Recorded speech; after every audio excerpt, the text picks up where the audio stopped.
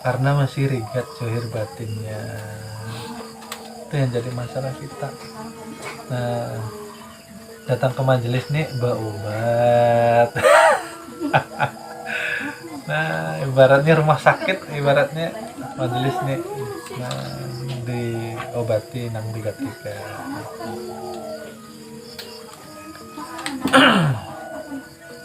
Karena ya itu tadi lah, kita banyak lalai Bang. Kita lupa hidup setelah keluar dari alam kesucian rahim ibu. Nah, lupa kita sudah kenal Tuhan, sudah dekat dengan Tuhan, lupa. Nah, itu yang bikin kita takutan hidup nih. Nah, kalau pegang ilmunya datuk-datuk kita kada Bang, takut tuh. Aman, tenang. Namanya kita berserah diri, bergantung pada yang maha. Yang maha, apapun bisa terjadi. Itulah namanya keajaiban. Bila Tuhan berkehendak, Tuhan mengatakan kun maka jadi. Nah, sama kita aja kada berkehendak, kada ridho. Amal kita ini mendatangkan murkanya Tuhan aja tiap hari. Bangun tidur gak ada nilai ibadahnya, bangun tidur gak ada syukurnya, bangun tidur lupa sama Tuhannya, bangun tidur banyak maksiatnya, bangun tidur memperbanyak panjang angannya. Ini kayak apa itu? Apa Tuhan gak murka sama kita? Artinya kalau ada rapot nih kita ada nilainya 0. Nah, kayak apa? Rapotnya bagus, ibaratnya kayak itu. Nah, hidup nih untuk apa, coba kita merenung gitu. Nanti kalau bisa ke situ baik Bang hidup kita nih Mas, jujur. Kalau Tuhan yang mengatur, kita kada rencana Tuhan hadir di kehidupan kita, jujur itu.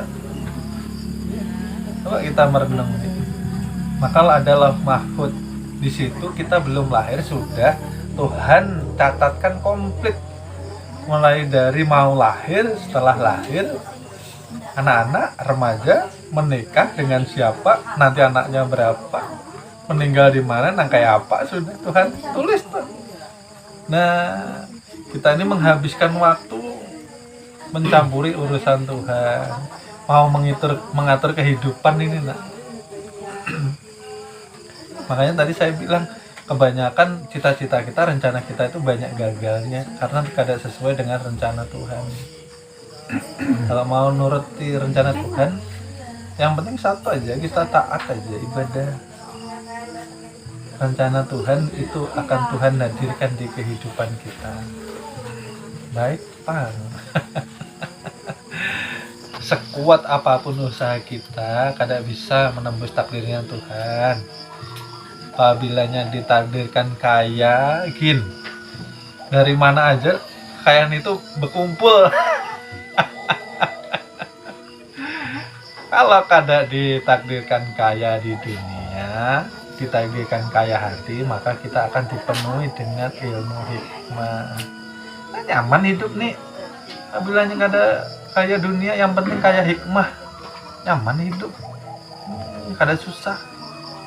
Ada yang namanya miskin tuh kada ada sebujurnya.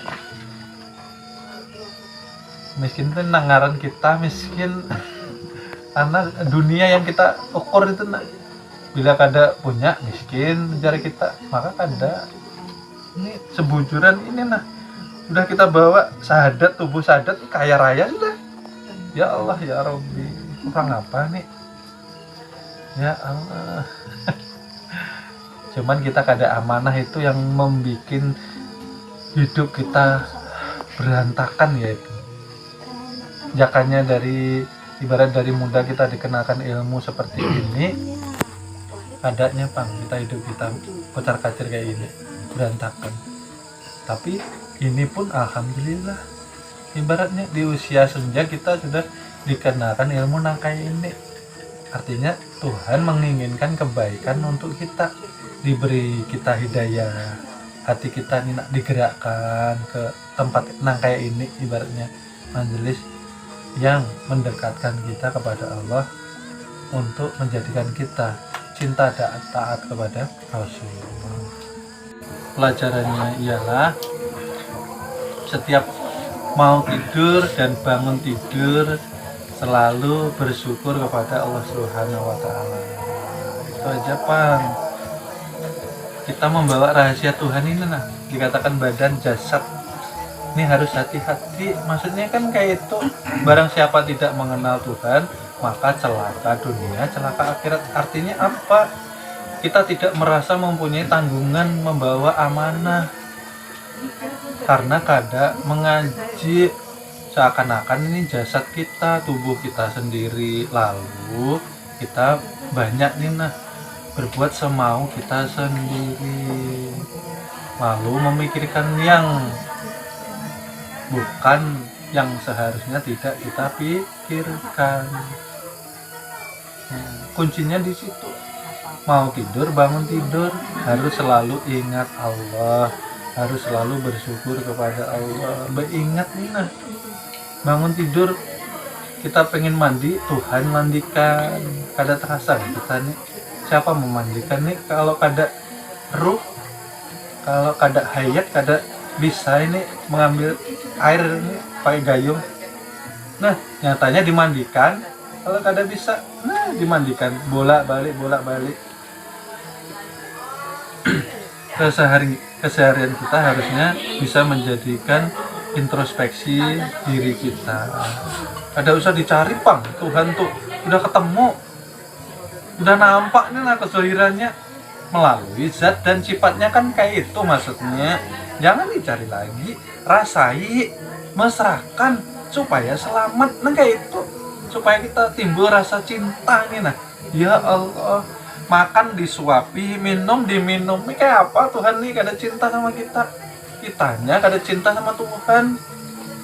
Tuhan sayangnya lawan kita. Kita kada tahu-tahu sama Tuhan nih kayak apa? Itu maksudnya. Ya Allah, pengen berjalan, Tuhan langkahkan kaki, nah, dijaga keseimbangan. Nah, orang kalau sakit kepala, nah, bisa ambruk rubuh. Bersyukur nih, banyak bersyukur nih, nyaman hidup. Ada yang namanya susah, Bang. Kalau orang belajar ilmu ketuhanan, ada yang susah. Mau diberi kaya, ya biasa aja. Mau itu titipan. Kita diuji kemiskinan, ya biasa aja. Karena kita kada miskin juga. Yang ada, yang wujud kezahiran, yang mempunyai dunia akhirat. Kayak apa kita ini? Yang fakir itu yang tidak kenal Tuhan. Ya Allah, akhirnya yang ada ketenangan, ketentraman, kebersihan, rasa bersyukur, kan cukup itu. Kada usah minta keramat, kada usah mengejar karomah.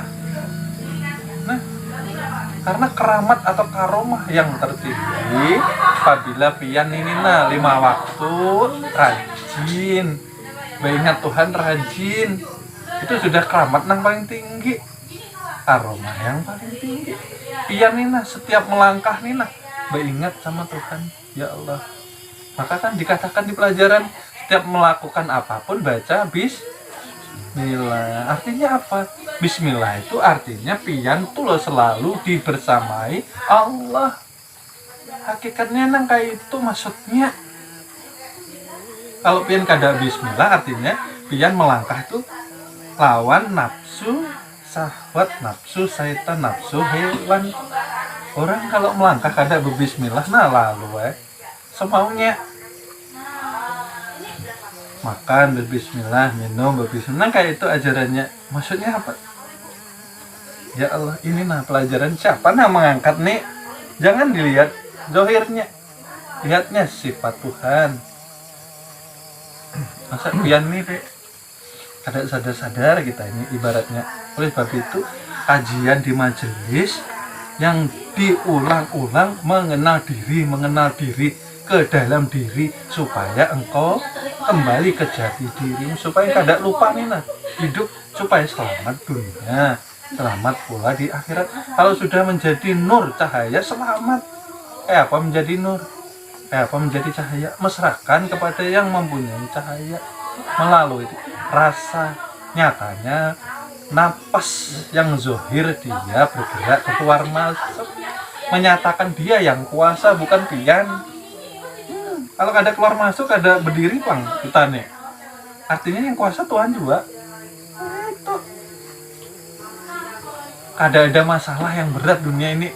Kalau pian ini mesra dengan Tuhan, hubungan pian dengan Tuhan ini mesra baik, ada masalah bujur pian harus belajar bergantung hanya kepada Allah. Ada usah bergantung sama makhluk, bujur percaya kepada Allah, kada usah percaya dengan yang lainnya. Udah itu aja. Ya Allah, kada percaya pian sama Allah. Tadi Nabi Yunus ditegur, sekelas nabi itu nah dimakan ikan supaya sadarinya aku nih sudah jar memberi janji. Nah, pian nah meragukan ke apa? Ya. Hari ini kita kada pegang uang, lalu kita berdoa ngemis-ngemis sama Tuhan, ya Allah. Artinya kada percaya pian sama tuh Tuhan yang mengurusi kita. Kita kada mampu mengurusi diri kita berserah diri bujur-bujur pian nina sama Tuhan. Nyatanya tanpa Tuhan kita bukan siapa-siapa. Tanpa Tuhan kita tidak ada apa? Dikubur pian.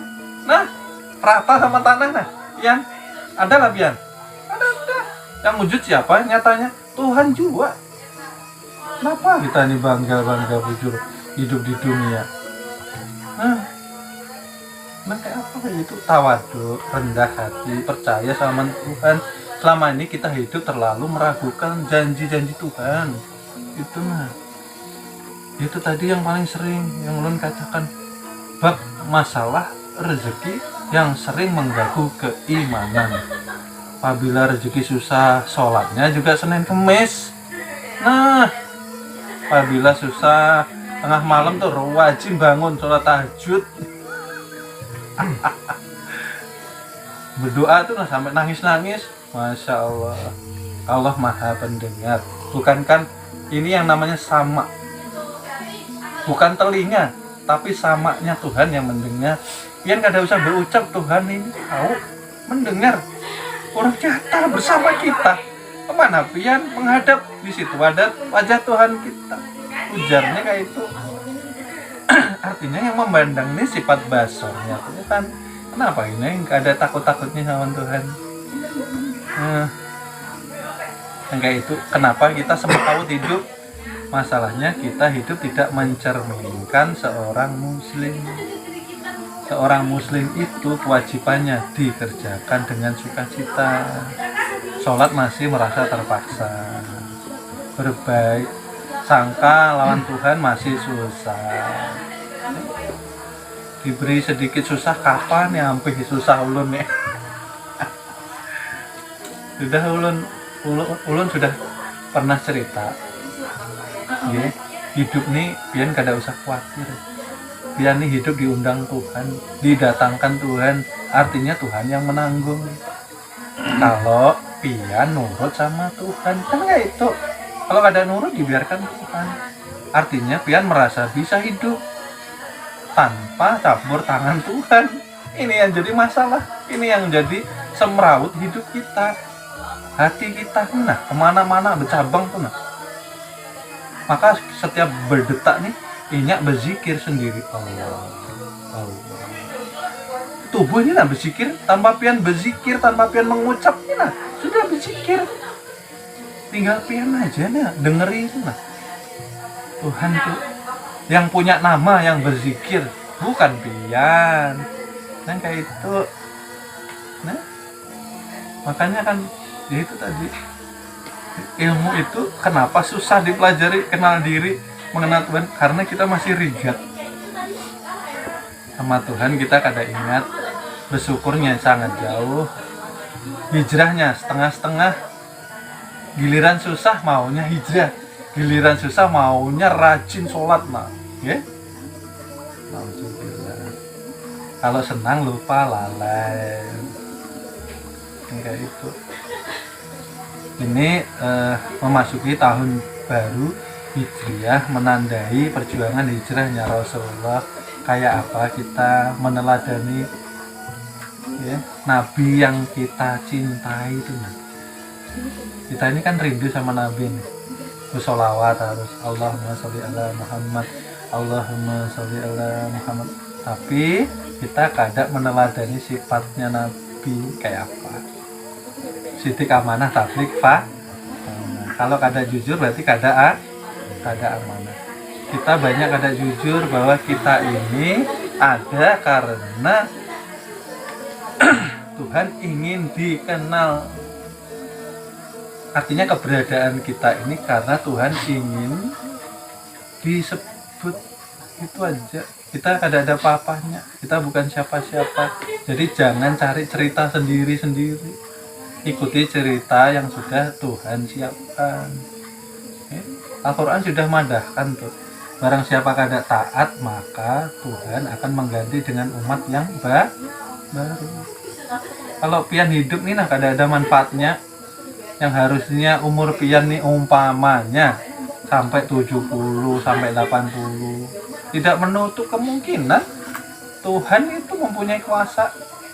Pian ditutup di umur 40, kada bermanfaat. Ya? Lama hidup tambah banyak maksiat. Artinya ketika ampihan menghadap Tuhan itu menjadi penuntut ilmu. Banyak pintu surga yang terbuka. Kenapa saya bilang serendah-rendahnya? Nih, serendah-rendahnya ya. Kalau di syariat, ketika kita berpulang ke rahmatullah dengan status penuntut ilmu di jalan Tuhan, di situ ada jaminan untuk kita menuju surganya Allah Subhanahu wa Ta'ala.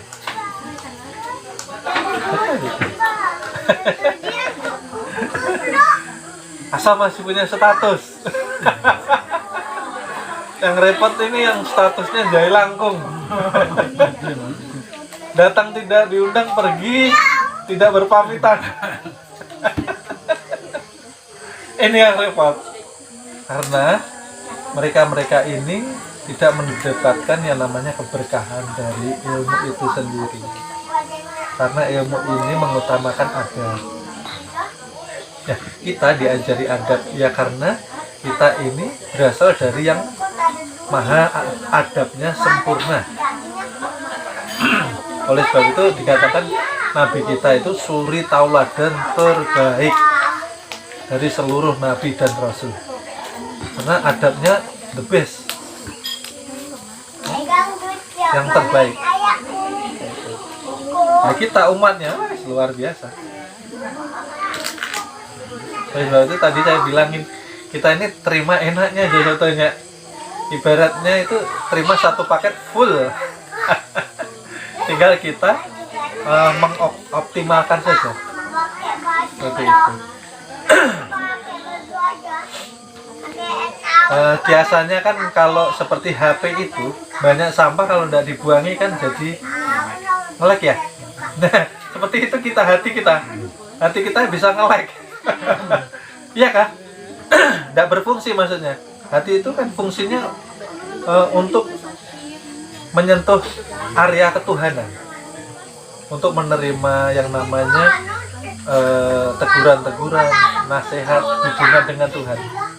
Kalau sampahnya tidak dibuangi, tidak rajin dibersihkan, ya nge-lag juga kita. Kan seperti itu kan? Sederhana, simpelnya seperti itu. Ini hanya kiasan saja. Islam diberikan sepaket oleh Nabi kita, itu yang harus kita jaga. Jangan sampai dikatakan seperti Nabi itu tadi, nanti di akhir zaman banyak masjid yang megah luar biasa, tapi yang mengisi, yang sholat imannya lemah. Lemahnya seperti buih di lautan. Buih ditiup angin lah, pagi beriman, siangnya ditimpa kemiskinan, akhirnya sorenya tidak beriman. Nanti di akhir zamannya seperti itu. Imannya runtuh hanya gara-gara karena ekonomi dan kelaparan. Zaman sahabat-sahabat Nabi, kalau kita mau rajin membaca, mereka mempertaruhkan jiwa raganya hanya untuk mempertahankan la ilaha. Engkau tebas leherku dah, yang penting yang aku pegang Islamku. Sudah mengakar, sudah kuat. Kita di akhir zaman kehilangan itu, soulnya itu, kekuatannya. Ini harus kita dapati lagi. Ya di bulan Ramadan ya kita diasah ini tadi. Ya karena ya itu tadi, umat-umat akhir zaman ini imannya semakin terkikis karena tidak betul-betul merasakan kehadiran Tuhan. Sebetulnya. Contohnya seperti ini. Kita kalau melewati tempat yang gawat darurat, umpamanya yang gawat darurat, yang angkernya naudzubillah, yang sangat berbahaya, kalau kita didampingi dengan yang mempunyai keselamatan, kira-kira takut enggak? Melewati tempat peperangan, kita berjalan bersama dengan yang mempunyai keselamatan, berjalan dengan Tuhan. Umpamanya kita melewati tempat yang angker, kita bersama Tuhan, kira-kira ada terbesit rasa takut enggak? Enggak ada. Nah di situ yang kita ingin gapai, di situ bagaimana menghadirkan Tuhan yang mempunyai sifat wujud. Ya kita harus menenggelamkan yang namanya tabiat yang tidak baik itu tadi, karena tidak mau sejajar. Kalau tabiat yang tidak baik masih ada, tidak mungkin Tuhan hadir di kehidupan kita. Air sama minyak tidak mau bercampur, tidak mau bercampur. Yang kotor sama yang bersih tidak akan bersama di dalam satu hati. Ya ini tugas kita. Simpel kok, sederhana. Cuman ya itu tadi saya bilang, kita harus mempunyai tekad dan keyakinan yang kuat seperti para sahabat Nabi, bahwa Islam ini betul-betul membawa keselamatan. Ya kita umat di akhir zaman ini krisis keimanan, berislam tapi nggak yakin sama Tuhan.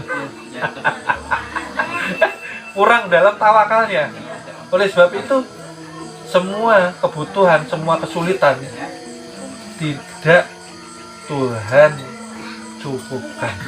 Karena yang dicukupkan di dalam Al-Quran hanya orang-orang yang bertawakal secara totalitas. Nah, itu ada PR berarti di diri kita gitu. Berarti selama ini mungkin persenan kita tawakal sama Tuhan masih belum 100. Ya tadi saya bilang, yang datang itu baik kah, buruk kah dalam hidup kita. Kita jangan menaruh tidak suka, tidak senang. Tetap kembalikan sama Tuhan. Tidak boleh buruk sangka. Terus gimana dong Mas? Kalau saya mau ditipu, buruk sangka tidak boleh, waspada yang ada. Tidak boleh buruk sangka tapi tetap waspada. Tidak boleh ceroboh. Paham ya maksudnya? Memang tidak boleh buruk sangka, tapi kalau waspada ini kan tidak mencurigai orang. Waspada kan namanya waspada. Paham ya, bisa membedakan ya. Waspada itu mencegah untuk menimbulkan peluang orang berbuat kejahatan. Paham kan maksudnya? Kalau kita waspada nih, rumah kita, ya, kalau kita makomnya ini levelnya masih di level bawah, baik sangka tapi tidak dikunci, umpamanya, itu namanya ceroboh. Paham ya? Baik sangka, tidak menuduh orang, tapi kita waspada, jangan sampai menimbulkan satu peluang yang orang lain bisa berbuat jahat gitu loh. Paham ya maksudnya? Jadi jangan salah paham maksud saya di situ. Tetap waspada, yang tidak boleh buruk sangka gitu loh. Nah, berjaga-jaga. Karena ya itu mas, orang kalau tidak dipahamkan sampai sedetail ini, tidak paham, tidak mau buruk sangka tapi ceroboh. Nah, punya motor umpama, kita makomnya masih di bawah, punya motor nih, nah nggak perlu dikunci lah, biar di luar saja. Nah, itu namanya ceroboh. menciptakan satu peluang untuk orang lain berbuat maksiat. Itu justru kita yang berdosa. Paham gak? Nah, kecuali makom kita itu sudah kasab, artinya kita itu sudah melihat kehadiran Tuhan ini. Nah, itu lain lagi.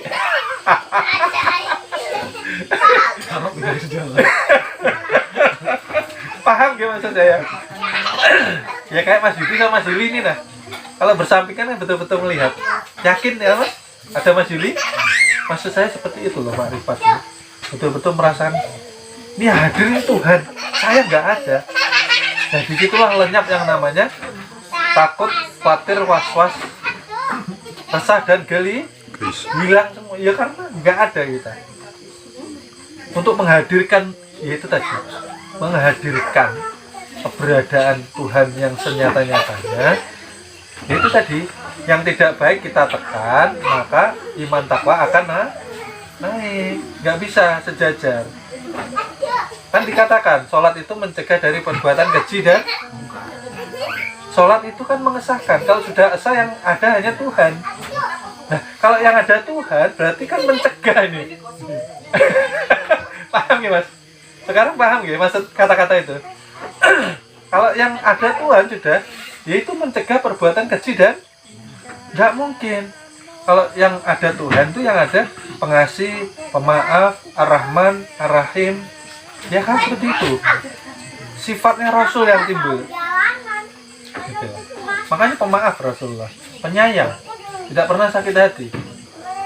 Kita ini manusia mudah sakit hati, mudah sakit badan, rapuh, karena memendam luka ini.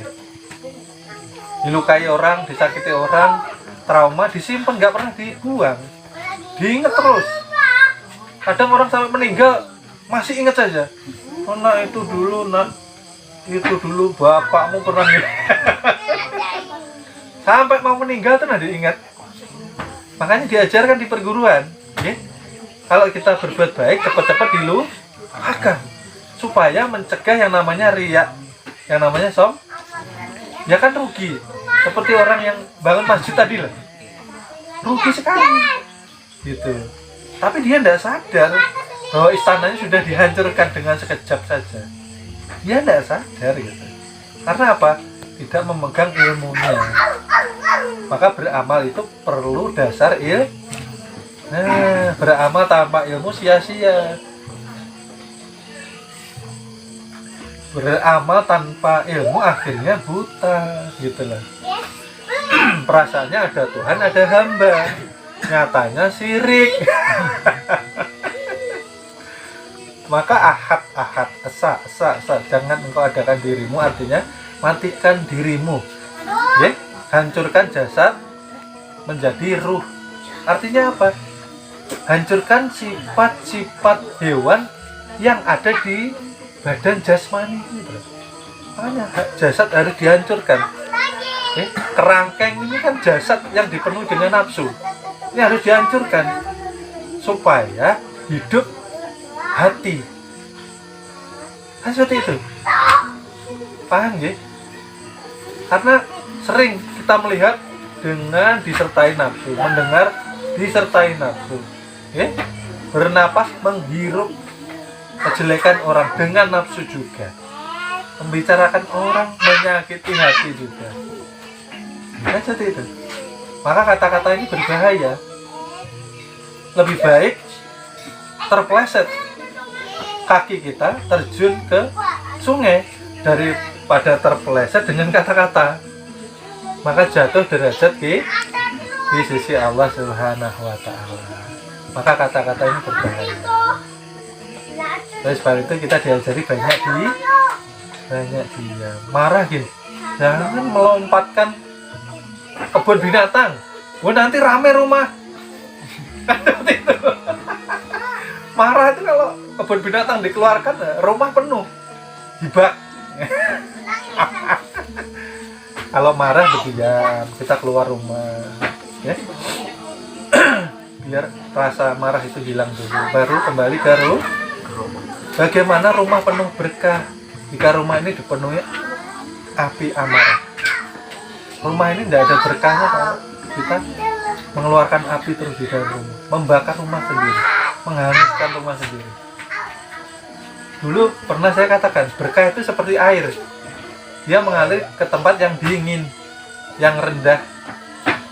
Kalau di dalam rumah itu ada yang tinggi hati, keberkahan tidak mau turun. Merasa hebat, merasa kuat, merasa terus. Nah, makanya itu tadi, kalau rumah tidak mendapatkan rumah ini, nggak ada berkahnya, itu rumah tangga bermasalah. Ada aja itu rezeki bermasalah. Dapat berapa juta aja habis karena tidak makanya dijaga. Orang kita mau masuk rumah kan kita bersolawat dulu. Kalau di syariat rumah ini kan nur juga. Masuk salam, masuk sholawat. Kita masuk mendiami rumah itu harus dingin, tenang, tentram. Kalau ada ketidakcocokan wajar rumah tangga, tapi keluar dulu salah satu, mengalah. Jangan ini jangan dihindari. Ya, itu pesan saya. Karena semua kan sudah berkeluarga toh, menghindar. Api ini jangan sampai keluar di rumah. Ngopi dulu. Cari suasana dulu. Nah, kalau sudah reda baru pulang. Seperti itu triknya. Jangan sampai rumah ini terbakar, itu maksud saya. Karena nanti tidak ada ketentraman. Bagaimana kita mau ibadah dengan baik kalau di rumah kita tidak merasa tentram? Bagaimana mau kita ibadah kalau di rumah tidak tenang hati kita? Itu saya minta tolong. Belajar ilmu ma'rifat itu diajari juga kan menata hati. Yuk, belajar ngalah. Entah itu suami kah yang salah, entah istri kah yang salah. Ayo harus rajin. Mau kita cepat meminta maaf. Rasul kan mengajarkan. Terkadang Rasul tidak salah aja minta maaf. Umpamanya. Artinya jangan di dalam keluarga mementingkan ego. Lidah sering menerima berbagai rasa, energi kita akan terkurung di sini terus. Tapi kalau rasa itu dilepas dari lidah, kalau orang Jawa kalau puasa, kenapa lidahnya ditekuk ke atas, ke langit-langit? Karena untuk mempercepat dia manunggal ing Gusti. Kita metodenya bukan seperti itu, bukan seperti orang yang menggapai secara ilmu kesaktian seperti itu. Kita menggapainya secara ilmu kasampurnan atau ilmu ketuhanan, yaitu melepas seluruh rasa di lidah supaya lidah ini netral. Kalau lidah netral, nafsu 4 akan mengikuti tuannya. Tuannya siapa tadi? Terus nurmu, makanya mudah untuk menghadap atau manembah atau manunggal ing Gusti. Memang harus dilawan. Berat sekali pertamanya kalau belum biasa. Nggak mau ini, aluaman ini nggak mau dikasih muting, nggak mau, berontak ini. Tapi ini nanti lama-lama pecah dia locknya. Kalau orang kesaktian katanya energi kundalini ya itu mengalir ke pusat, artinya dia menuju kepada pusat cakra yang ada di ketuhanan. Ini membangkitkan energi kalau di kesaktian. Tapi kalau di kita, karena kita pakai ilmu yang suci, kita melatihnya ya seperti itu. Lidah kalau kosong, dia tidak ke atas, dia tidak ke bawah. Itulah energinya. Seperti itu. Kalau seperti lidah itu kalau tidak merasakan gurih, manis, asin, asam, dia mempunyai daya kun.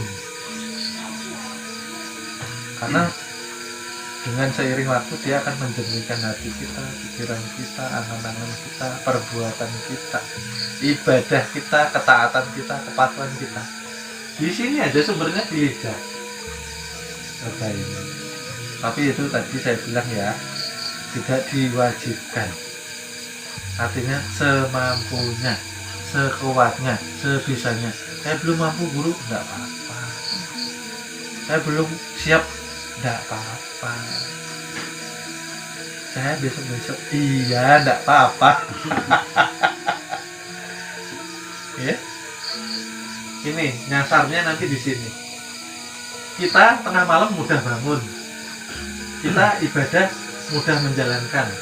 Kita mudah taat, kita mudah patuh, kita selalu punya rasa sadar Tuhan dan selalu malu sama Tuhan. Kalau biasa mudah mengendalikan nafsu itu mudah. Seperti itu. Tapi ya itu kan namanya perang ya. Harus mempunyai kuat yang tekad. Lihat nasi sudah ogah-ogahan sudah. Ya Pak.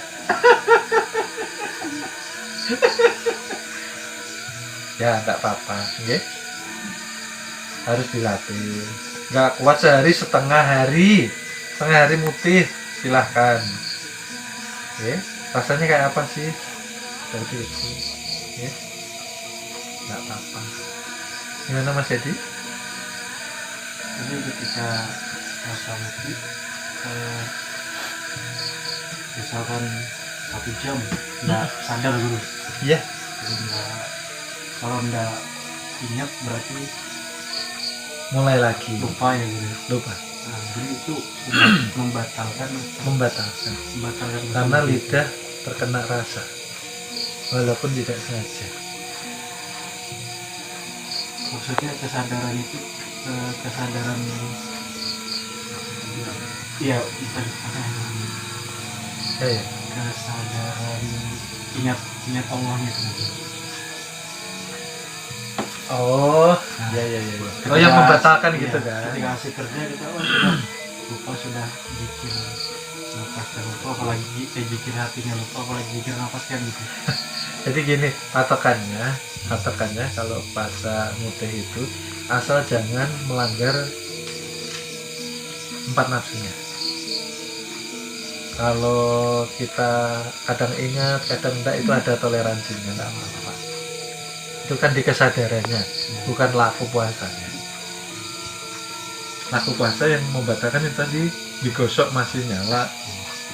Jadi kita mengucapkan kata-kata yang kurang baik sama orang, kita buruk sangka umpama, itu batal. Kalau kesadaran kadang ingat kadang enggak, itu tadi ya masih toleran. Artinya itu kan ranahnya di kesadaran, bukan puasa. Ya, 4 nafsu ini. Iya. Nanti lambat laun akan membangunkan kesadaran itu tadi.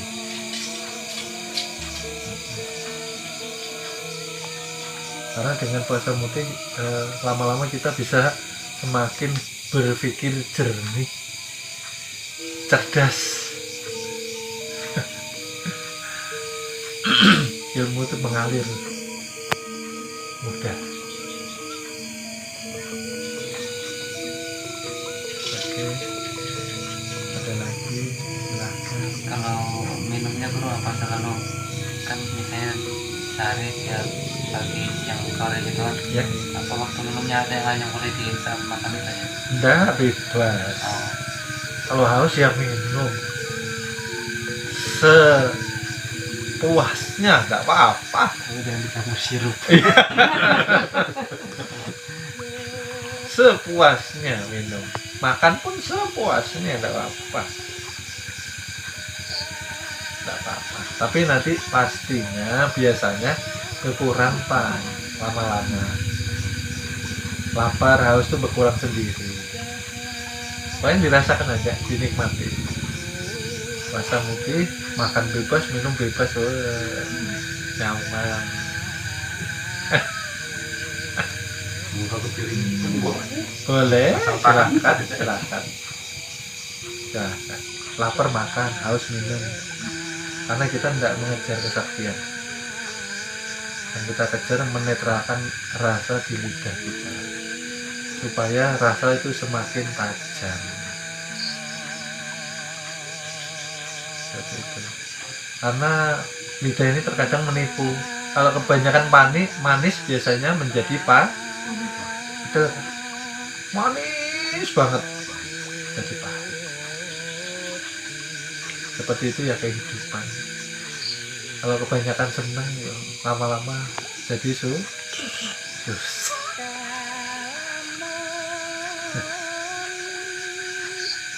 Gitu. Ada lagi silahkan sambil santai. Mohon maaf, akan kami lanjut ke episode berikutnya. Terima kasih.